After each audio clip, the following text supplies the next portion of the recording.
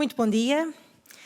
É um bocado difícil vir aqui fazer um encerramento de uma sessão destas, depois de tantas reflexões importantes, mas de facto muito do que se disse aqui é a realidade, isto é, estamos ainda numa grande confusão sobre todas estas matérias.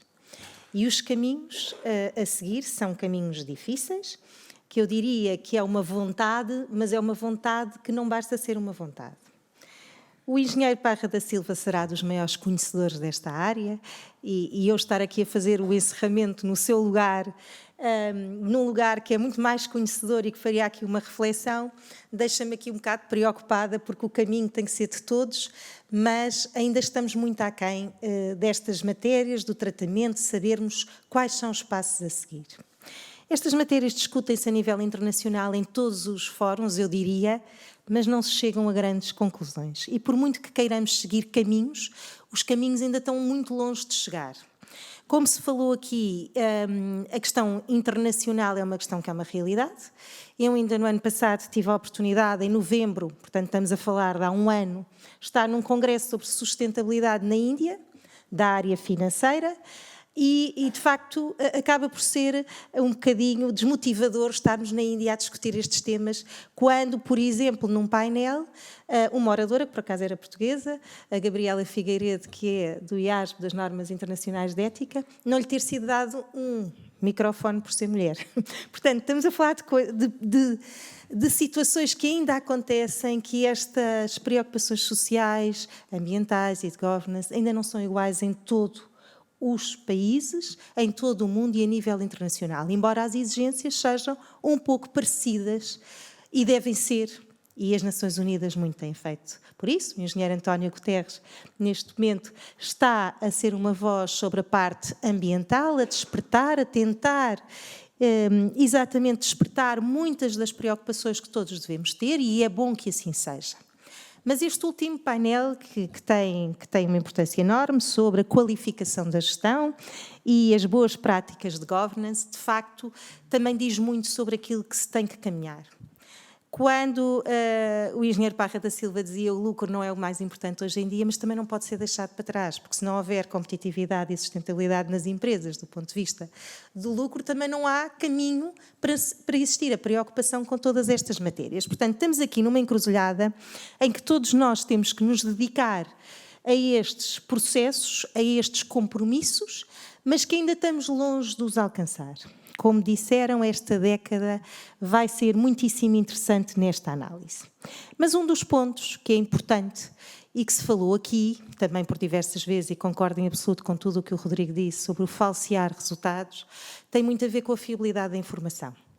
A ISO, ou por via da ISO e por via, obviamente, do conhecimento, e aqui quer a nível das organizações, a nível da gestão, quer a nível dos vários interlocutores das organizações, ainda há muito pouco conhecimento sobre estas matérias.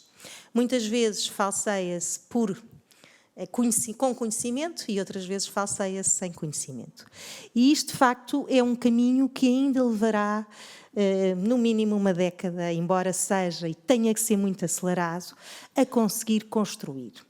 A fiabilidade desta informação eu acho que é um ponto crucial e eu queria deixá-lo aqui na minha intervenção, porque, sendo bastonária da Ordem dos Contabilistas e tanto preocupada também com a questão da regulação dos instrumentos das demonstrações financeiras normais e com a auditoria por parte da Ordem dos Revisores Oficiais de Contas, que temos, no fundo, um papel a dizer, assinamos e responsabilizamos sobre as demonstrações financeiras, e existe, paralelamente, agora, aquilo que chamamos também de demonstrações não financeiras ou relato não financeiro. E o que queremos é que, de facto, que este relato não financeiro com o financeiro seja algo que produza a informação verdadeira e apropriada das empresas. E o modelo também passará muito por aqui, porque quando se faz uma auditoria a nível financeiro, detecta-se também muita informação que vai ser útil e fiabilizar a informação não financeira. Uma das coisas que todos sabemos hoje em dia é que estas matérias, para serem fiáveis e para alguém as certificar, não será um caminho fácil. Primeiro porque estamos a falar de matérias diversas, que vai precisar de profissionais de variadíssimas áreas, portanto multidisciplinar, e não de áreas muito específicas. E, portanto, há alguém, no fim, tem que certificar que aquela informação é uma informação fiável, vindo de várias áreas que se têm que complementar. Em Portugal estamos a transpor agora a diretiva para definir quem é que vai fiabilizar esta informação.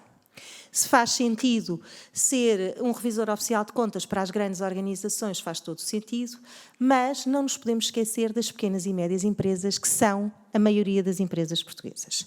Não estando incluídas já, obviamente, naquilo que é a obrigatoriedade de produzir estes relatórios, não quer dizer que não tenham que os produzir e que cada vez mais empresas de menor dimensão sejam chamadas a este processo.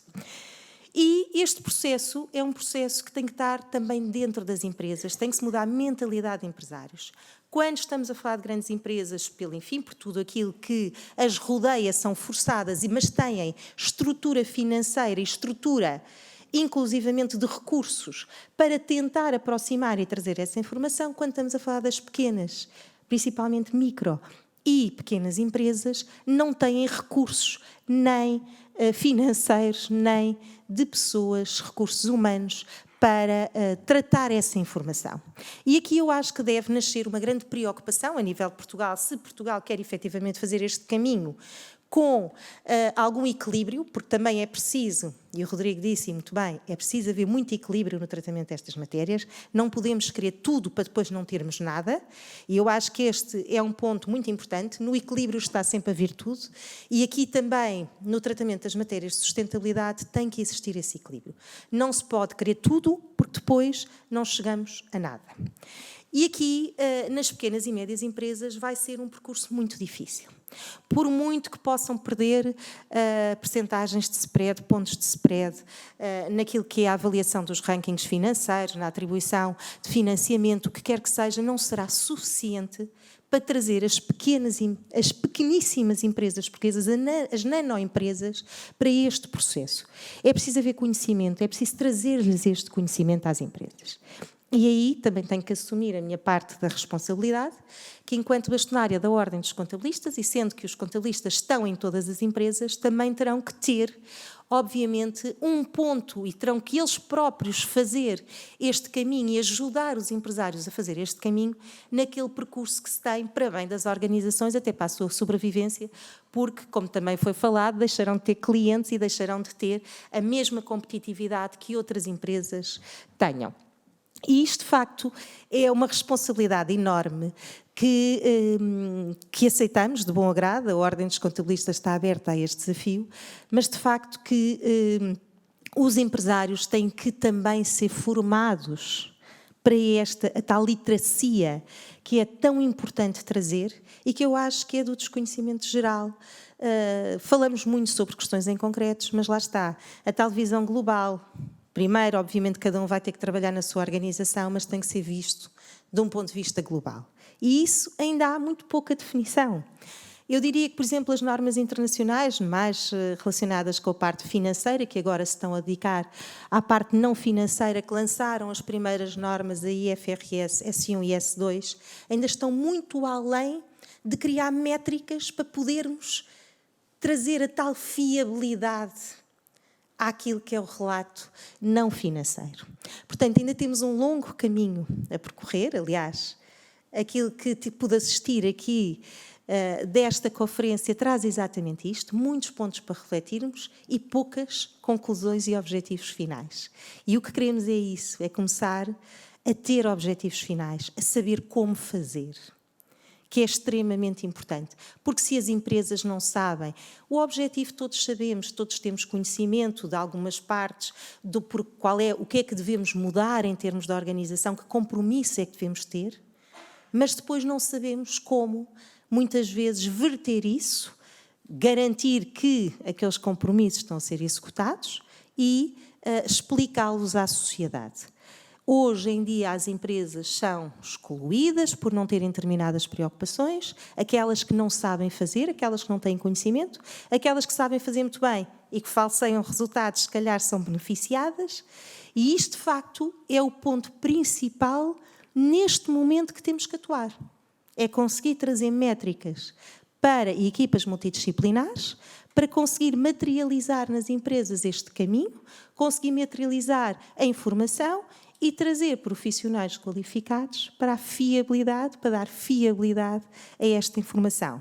Tendo cuidado de os custos de contexto que podem trazer para as empresas não podem ser elevados, quando estamos a falar de nano e micro entidades, portanto tem que se ter este equilíbrio, porque senão não se consegue concretizar, e temos que ter o cuidado também das necessidades que estas próprias empresas de pequena dimensão e que se querem sensibilizar para mudarem os seus comportamentos, não terem custos excessivos nessa mudança, sob pena de quererem sair deste objetivo. Portanto, temos aqui um percurso enorme pela frente, eu diria.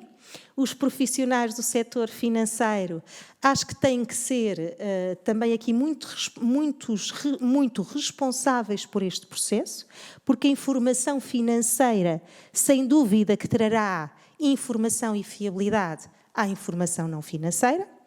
Acredito que por aí é que se vão verificar muitos dos parâmetros e do cumprimento das empresas e por isso terão que estar diretamente relacionados e também comprometidos com esta mesma fiabilidade. Esperemos que esta próxima década nos traga esta evolução, por bem do país, por bem do mundo. É bom estarmos numa altura em que estas preocupações são uma realidade de quase todos os interlocutores do mercado, todos os atores, eu diria, e isso é muito importante, mas ter só a preocupação não chega e, portanto, temos que ir mais além. É bom perceber que as empresas hoje em dia se preocupam com tudo que as rodeia e não só com o seu negócio e o seu lucro. É importante, são importantes o equilíbrio entre as duas partes, mas tem que se concretizar, tem que se trazer ações, tem que se trazer fórmulas, tem que se trazer métricas para que as empresas também saibam o que é que podem fazer e como é que estão a fazer e se estão a ter sucesso ou não no fim dos seus propósitos e dos seus compromissos. Portanto, temos aqui um longo caminho a percorrer. Aqui as reflexões da manhã, sem dúvida, que foram mais uma vez importantíssimas para este caminho que se tem que seguir. Falaremos muito ainda sobre estes assuntos. Eu acho que não tive nenhuma conferência este ano a nível internacional que não fosse sobre este tema. Falamos e eu costumo dizer, e ainda não chegámos a muitas conclusões. Esperemos que essas conclusões se comecem a concretizar e acho que, sem dúvida, que os profissionais da área financeira são determinantes também para o sucesso da fiabilidade desta informação. E, por isso, todos em conjunto teremos que atuar nesse sentido, porque só assim é que conseguiremos alcançar este grande objetivo, que é conseguir que as organizações mudem para mudar os problemas que o mundo tem em conjunto e de forma global. Muito obrigada, foi um gosto enorme estar aqui. Agradeço o convite e agradeço à nova SBE e à Visão. Muito obrigada e foi um gosto estar aqui. Muito obrigada.